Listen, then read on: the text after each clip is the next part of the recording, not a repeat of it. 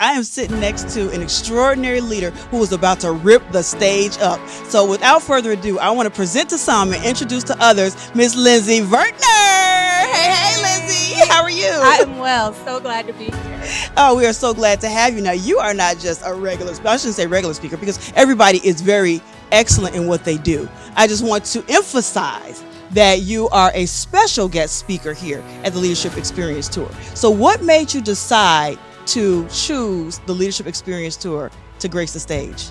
Well, it was a no-brainer for me. I am all about helping high-achieving leaders to increase their clarity, confidence, connection, and cash flow. And Shawn is all about developing high-achieving leaders. So I'm all about collaboration over competition. And rather than trying to compete it out, duke it out against each other, why not come together and partner together so that we can go further faster? Give us a little nugget of what you're going to present this Saturday. So I will be teaching the leaders all about mastering your mindset with key factors you need to be that first-class leader. Yes. And you see, in 2007, I fully recovered from being brain dead and paralyzed after a car wreck. So everything that I talk about, I've lived through. So it's not theory. I know that it works. Yes. And I'm going to be providing some actionable tips.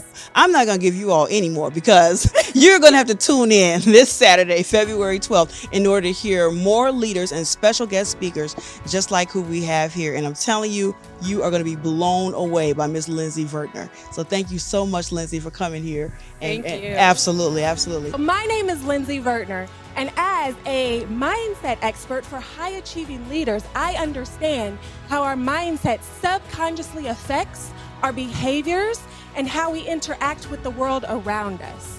Because when we don't believe that we're capable and worthy, then that's when we just start going through the motions. That's when we just start surviving from day to day. That's when we become stressed, overwhelmed, and burnt out. So today, I'm going to share with you 3 of the 10 key factors that I discuss in my book, First Class Life, on how you can begin to shift your mindset so that you can stop only surviving through life and instead start thriving through life. It was May 2007, and I found myself waking up in complete darkness. I had no clue where I was. I couldn't see anything except the moonlight shining through an unfamiliar window. I went to move and I couldn't move. I went to call out and I couldn't speak. And so I start to panic because I have no clue where I'm at. It's completely dark. I can't see, I can't speak, I can't move. What else do you do in a moment like that? And I panicked so much to the point that I exhausted myself out to the point where I passed out. And the next time I woke up, I thought to myself, man, what a crazy nightmare that I never want to experience again. Only to slowly realize that, wait, I still didn't know where I was. I still couldn't see, I still couldn't speak, and I still couldn't move. The only thing that had changed was now the sunlight was shining through that same unfamiliar window. And a petite blonde lady walks up to me and she says, "Why, hello, can you tell me your name? Do you know what day it is?" And I'm looking at this lady like she's crazy, and I'm thinking I'm responding, but in reality, the only noises coming out of my mouth were, because there was a tube going down my throat keeping me alive. Turns out this blonde lady is my nurse, and she proceeds to tell me that an entire week earlier, on May 13, 2007, the car I was driving went off the opposite side of the highway, flipped multiple times before landing upside down. My head was pinned between the ground and the entire weight of the car on top of me. I was cut from the car and immediately pronounced brain dead upon the scene. But they placed me on a helicopter and lifelined me to a trauma hospital, where again, by a new set of medical professionals, I was pronounced brain dead immediately upon arrival. But they proceeded with emergency surgeries anyway, and only placed me on life support until my family could be contacted, but they didn't even expect my body to make it through that. But amongst the long list of injuries, I was also paralyzed. Brain dead and paralyzed. My first thought was, thank God I'm alive. And my second thought was, thank God I wasn't in some psycho's basement, okay? I still didn't know where I was, but at least I was safe in a hospital. And it was in that moment that I realized I could either be a victim to my circumstances or I could be a victor over my obstacles. And I chose the latter. So that is why I am of the firm belief that if I can literally come back from death's bed, then there's no obstacle that you can't overcome to be a first-class leader. So let's get into those factors. Factor number 1, you must be faithful. It's important that as leaders, we believe in something outside of ourselves, that there's a purpose bigger than us because we're all in this together. Now let me give you some science.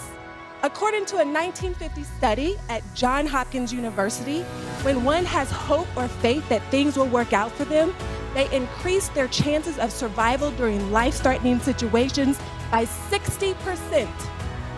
And this directly transfers to those moments when we're faced with hard obstacles as leaders, because if we're faithful that it's going to work out, then we're able to identify creative solutions to our problems. So factor number 2, we must be intentional. I always say, think it, see it, do it, be it.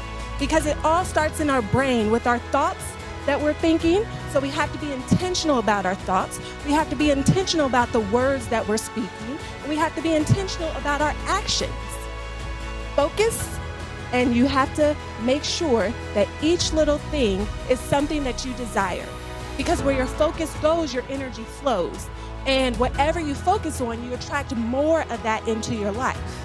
Now, factor number 3, you have to be action-oriented. You gotta do the work, boo-boo, okay? There is no way around it. Visions and intentions without actions will never succeed. So, again, for example, with the wreck, first I was faithful that there was a bigger purpose than me and that would work out. Then I was intentional that I wanted to walk again. And then I took action by going to therapy every single day for weeks upon end from 8 a.m. to 5 p.m. Sunday through Sunday. But because I was faithful, intentional, and took action, I made a full recovery. And in exactly 1 month's time, I was able to walk up out of the hospital. And so we have to remember, be faithful that there is a bigger purpose. Be intentional about what it is that you desire to do with your life. What are those goals that you want to achieve? What action can you take today with the intentions that you created for yourself? Go to Take Action Download to download your free gift where you can effectively map your goals and execute a plan to where you make your dream today your reality tomorrow. So Take Action Download is where you can get your free gift. Now, y'all, I need y'all to say it like you mean it this time, okay? And repeat after me. Y'all ready? Ready? Ready? I am more powerful than the blocks in my life. I am fully capable of achieving all that I desire. I am worth it.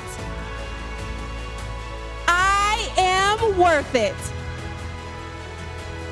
Yes, give yourself a round of applause.